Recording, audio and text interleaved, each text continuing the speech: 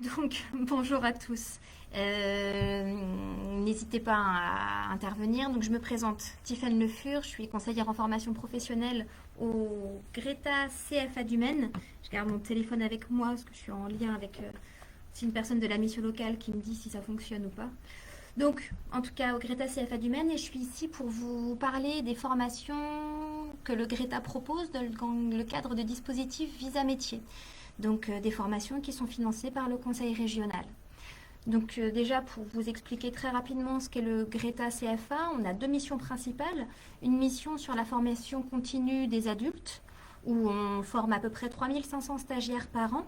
Et puis on a aussi une autre mission là depuis janvier 2019 qui est l'apprentissage. Et le Creta CFA compte à peu près 480 apprentis sur le territoire de la Sarthe et de la Mayenne, car on est sur les deux territoires, Sarthe et Mayenne. Le Greta, nous, on a plusieurs sites sur lesquels on est implanté. On est sur Le Mans, bien sûr, on a notre siège, mais on est aussi sur la Flèche, on est aussi sur la Ferté-Bernard, on a aussi un site sur Mamers. En fait, on est implanté là où il y a des établissements publics, donc des lycées ou des collèges, parce que nos plateaux sont les plateaux des lycées ou des collèges. Voilà un petit peu pour une présentation très rapide et très succincte du Greta CFA.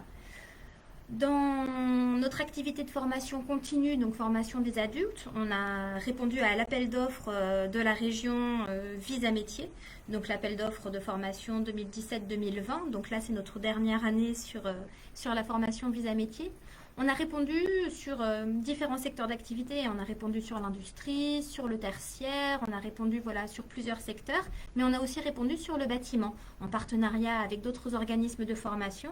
Et donc, pour nos formations Visa Métier sur le bâtiment, on a une offre, nous, on a le CAP maçon et le CAP menuisier. Alors, si vous êtes intéressé par ces deux formations-là, les premières étapes, en fait, avant de pouvoir intégrer la formation, déjà, c'est d'avoir validé un projet professionnel dans ce domaine-là, en maçonnerie ou en menuiserie. Et celui qui valide votre projet professionnel, c'est votre conseiller mission locale ou le conseiller Pôle emploi. C'est lui obligatoirement qui va valider votre projet et qui va nous envoyer une fiche de prescription pour nous dire bah lui, cette personne-là, elle est prête, elle a déjà fait un stage, elle a déjà un peu travaillé dans ce domaine et elle est intéressée maintenant pour se former. Donc une fois que ça c'est ok, vous pouvez participer à une information collective qui vous présente la formation et ensuite pendant la formation collective, on a aussi des petits tests de positionnement à faire en maths et en français pour voir à peu près votre niveau et voir s'il y a besoin d'une remise à niveau. Et puis un entretien de motivation, parce que pour nos actions de formation, on a un nombre de places limité, donc fatalement, on fait un petit point sur votre motivation pour intégrer une formation qui est tant pour le maçon que pour le menuisier, c'est une formation assez longue, c'est une formation quand même sur 8 mois. Donc ça vous engage sur 8 mois. Donc voilà un peu le préalable. D'abord, on valide le projet. Ensuite, information collective, où là, on fait le test de positionnement et puis on voit votre motivation. Et puis ensuite, si tout va bien, vous intégrez la formation. Alors, je ne sais pas si déjà là, vous avez des questions. N'hésitez pas, il y a le petit chat sur le côté pour qu'on puisse échanger. Et s'il n'y a pas forcément de questions, je vais pouvoir vous présenter plus spécifiquement les deux formations. Donc d'abord, la formation en CAP maçon. Alors c'est une formation donc qui est rémunérée, donc soit vous gardez vos indemnités Pôle emploi si vous les avez, ou alors vous pouvez bénéficier d'une indemnisation de la région. Elle commence notre formation là le 19 octobre prochain et elle se termine le 4 juin. C'est une formation en alternance. Vous avez 2 périodes de stage à l'intérieur, 2 périodes de stage de 4 semaines. Alors, par rapport à cette formation, donc ce que vous allez apprendre, il y a des blocs de compétences professionnelles, comme on dit. Donc, c'est tout ce qui est la réalisation d'ouvrages courants de maçonnerie, mais aussi de réalisation d'ouvrages annexes. Donc, ça veut dire par exemple, faire un escalier en béton, enfin voilà, ça va être des choses comme ça, des ouvrages annexes, et puis aussi des ouvrages plus complexes à faire. Donc là, c'est vos blocs de compétences professionnelles pour apprendre à être opérationnel ensuite sur un chantier.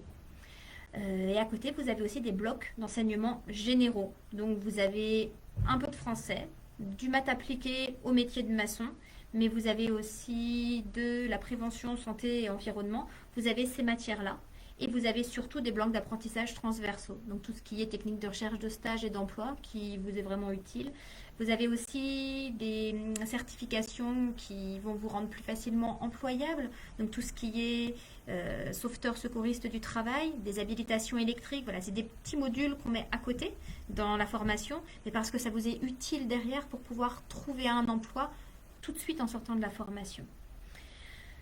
En tout, c'est à peu près 700 heures, dont à peu près 60% sont sur plateau technique, donc sur le plateau pour apprendre vraiment le geste professionnel, la maçonnerie. Et vous avez 40% qui est en centre de formation.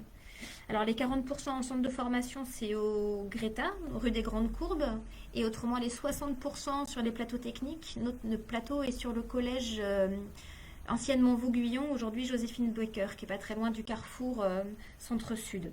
Donc voilà pour nous les deux plateaux. Si vous êtes intéressé par cette formation, la prochaine information collective qu'on propose au Greta, donc rue des Grandes Courbes, a lieu le 23 juin. Donc c'est la semaine prochaine. Et il faut garder à peu près toute sa matinée. Ça commence vers 9 h et le temps de présenter la formation, ensuite de faire les entretiens de motivation et puis les petits tests de positionnement, voilà, ça prend à peu près une demi-journée, maximum une demi-journée. Donc si vous êtes intéressé, parlez-en à votre conseiller mission locale ou conseiller Pôle emploi et puis il pourra comme ça vous inscrire sur cette information collective. Donc voilà pour le CAP maçon. Je ne sais pas si vous avez des questions, profitez peut-être du chat pour... Écoutez, voilà. Donc maintenant, passons donc à la suivante. La formation en CAP menuisier fabricant, c'est la deuxième année qu'on va proposer cette formation-là. Donc c'est CAP menuisier, fabricant de menuiserie, mobilier et agencement. Donc on apprend à fabriquer des meubles, mais également à les poser. Donc là, pareil, formation rémunérée de 8 mois qui est en alternance aussi, 2 périodes de stage de 4 semaines chacune. Et elle commence également le 19 octobre et se terminera également le 4 juin. Donc cette formation-là, par rapport au contenu, c'est pareil, hein, c'est à peu près 60% sur le plateau technique pour apprendre vraiment à utiliser les machines, pour apprendre à fabriquer et à pouvoir fabriquer un meuble. Et puis ensuite, vous avez tout ce qui est le travail de pose et d'agencement. Donc voilà un petit peu par rapport au bloc de compétences. Vous avez les mêmes blocs de compétences d'enseignement général également. Et puis, même bloc d'apprentissage transversaux que pour le CAP maçon. Voilà pour le CAP menuisier. Sur les enseignements généraux, ça se tient sur le site du Greta aussi, donc 28 rue des Grandes Courbes. Par contre, le plateau technique, lui, est à l'EREA, à Changé. Donc, c'est un plateau qui est assez grand, où il y a vraiment un beau parc machine sur de la menuiserie. Et puis, mais par contre, voilà, il y a une ligne TIS qui permet d'y aller. Mais autrement, c'est vrai qu'il faut plutôt être mobile pour pouvoir aller sur les REA par rapport au mode de transport en commun. Mais c'est un très joli plateau et donc c'est vraiment une formation. On est très très satisfait de l'avoir pu la proposer cette année. Donc voilà par rapport aux deux formations qu'on propose dans le cadre de dispositifs Visa Métier, donc ce CAP maçon et ce CAP menuisier. On va faire du recrutement sur ces deux formations, comme elles commencent à partir du 15 octobre à peu près. On continue le recrutement jusqu'à fin septembre, début octobre. On peut même parfois permettre d'intégrer des personnes encore dans les 15 premiers jours de formation. Donc voilà, si vous avez encore besoin de valider votre projet professionnel avec des stages ou autre chose, il y a possibilité de pouvoir prendre votre temps et de le faire. Les dates d'information collective sont communiquées de toute façon aux conseillers mission locale et aux conseillers Pôle emploi, donc vous pourrez les trouver facilement. Donc si vous êtes intéressé, surtout n'hésitez pas à vous positionner sur une date d'information collective. Ça vous présente les formations, ça vous engage à rien et puis ça vous permet de voir si c'est quelque chose qui peut vous convenir. Maintenant, moi je suis à votre disposition. Je ne sais pas si il y a des choses à voir avec vous, si vous avez des questions ou quoi que ce soit.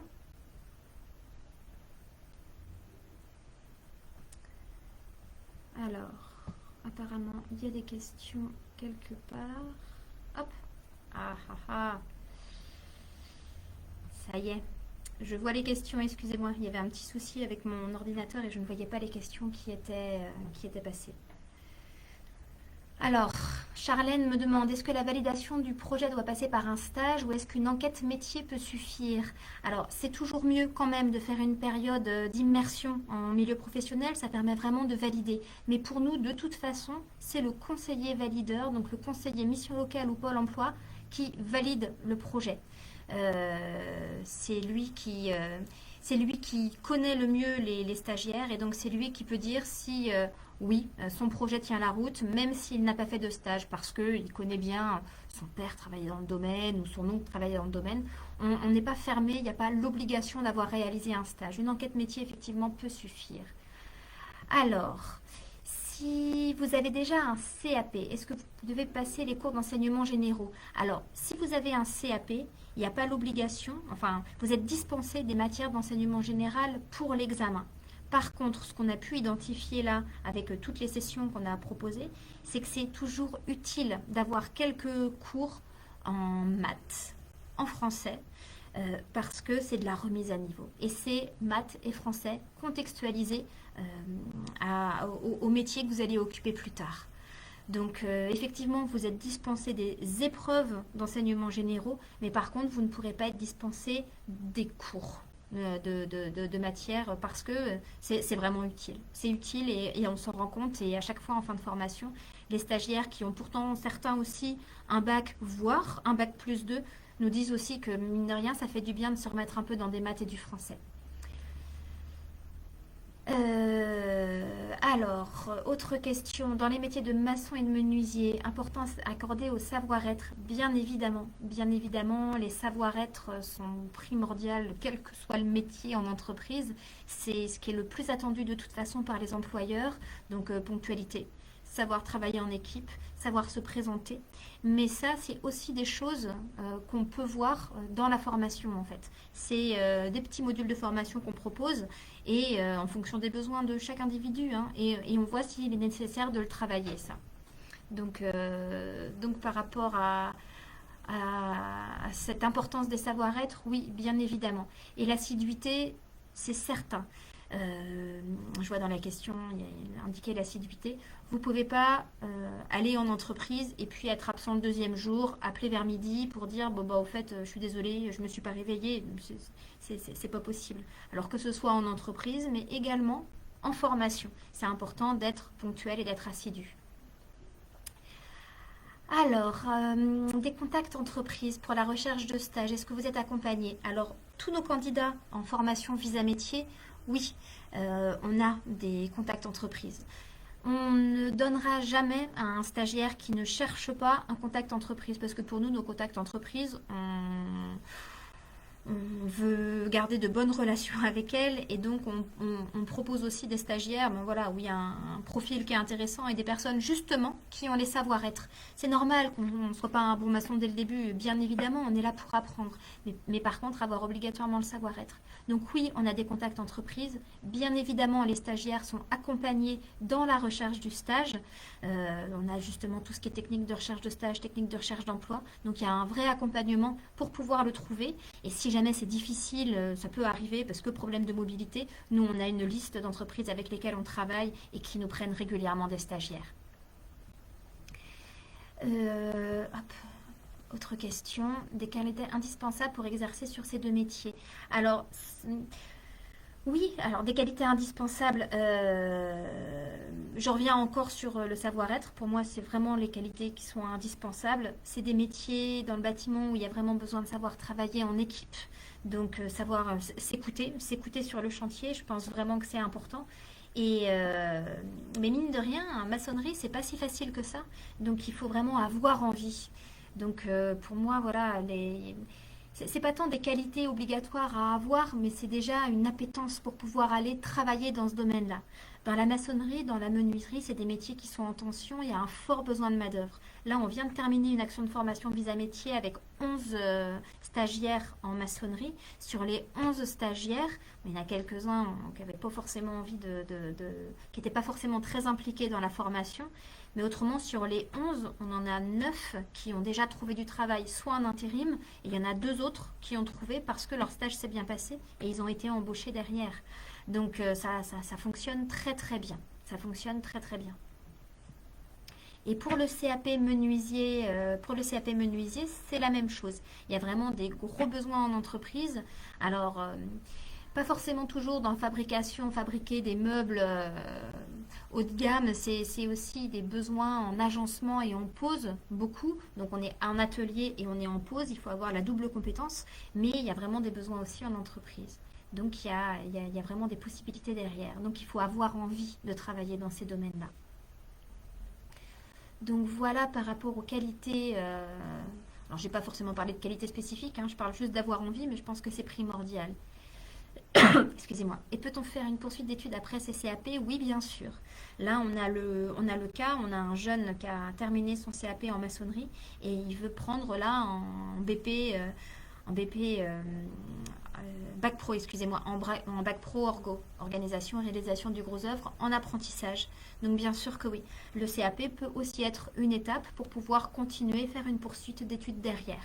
Alors soit en apprentissage, soit en contrat de pro, ou alors on peut aussi trouver d'autres dispositifs, hein, mais on peut vraiment continuer derrière et continuer à se former. Voilà pour des questions. Je ne sais pas si d'autres personnes que Charlène ont des questions. Sinon, si c'est beau pour vous, je vais répéter hein, les 2 dates d'information collective pour pouvoir venir se renseigner sur ces formations. Pour le CAP maçon, la prochaine date, c'est le 23 juin. Donc au Greta CFA, n'hésitez pas à venir pour pouvoir vous renseigner sur cette formation. Et pour le CAP menuisier, on en a une demain, mais autrement la prochaine, c'est le 1er juillet. Donc oui, on a une information collective demain, le 16 juillet. Et puis ensuite le 16 juin pardon, et le 1er juillet. Attendez, j'ai encore une question. Les jeunes femmes peuvent-elles... Oui, bien sûr. Une question par rapport aux femmes. Est-ce que les jeunes femmes peuvent exercer ces métiers? Alors, bien évidemment, les jeunes femmes peuvent exercer ce métier. Alors, je ne vais pas vous cacher qu'il y a peu de femmes sur nos groupes, pour l'instant, sur ces 2 groupes-là. Sur le CAP maçon, cette année, on n'avait pas de femmes. Par contre, l'année dernière, on en avait une. Et qui a été vraiment le lien du groupe. Elle était la déléguée du groupe, elle était vraiment excellente, elle a trouvé un CDI assez rapidement. Bien évidemment, les femmes aussi peuvent exercer ces métiers, tant le métier de maçon que le métier de menuisier. Sur le métier de menuisier, cette année, on avait une femme dans la promo. Là, on a commencé le recrutement sur le menuisier, on a déjà une femme qui est recrutée et on a beaucoup de demandes de femmes. Il y a plus de demandes de femmes sur le menuisier que sur le maçon. Mais bien évidemment, bien sûr, les jeunes femmes peuvent le suivre. En maçonnerie, ça peut être parfois un peu plus compliqué parce que sur les chantiers, ça impose aux employeurs d'avoir 2 vestiaires, enfin, d'avoir tout ce qu'il faut pour pouvoir accueillir et les hommes et les femmes.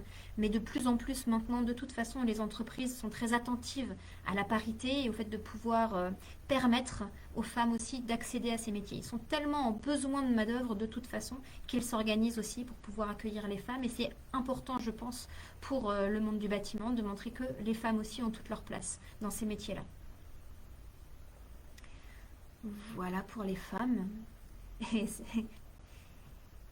c'est un exercice particulier hein, de parler toute seule à son ordinateur. J'avoue, c'est assez particulier. Si vous avez d'autres questions, n'hésitez pas. Je vais vous donner le numéro de téléphone aussi du Greta.